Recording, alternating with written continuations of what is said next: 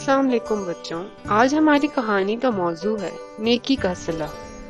عالیہ اور آمنہ دو بہنیں تھیں جو اپنی نانی کے گھر پہاڑوں میں گئی ہوئی تھیں۔ وہ روز کہانیاں سن کے سوتی۔ ایک دن آمنہ کو باہر ایک بوڑھا انسان نظر آیا جو سردی میں زمین پہ بیٹھا ہوا تھا۔ انہوں نے اپنی نانی سے اجازت لی اور اس آدمی کے لیے کھانا، کمبل اور لکڑیاں لے کے گئی۔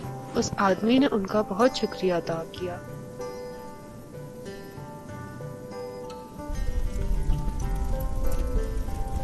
کچھ دن بعد آمنہ اور عالیہ دور کہیں پہاڑوں میں کھیل رہی تھی۔ ان کو پتہ ہی نہیں چلا اور صبح سے شام ہو گئی۔ تھوڑی دیر میں کالے بادل چھا گئے اور بارش شروع ہو گئی۔ ان دونوں کو گھر کا رستہ بھی نہیں یاد تھا۔ وہ بہت پریشان تھی۔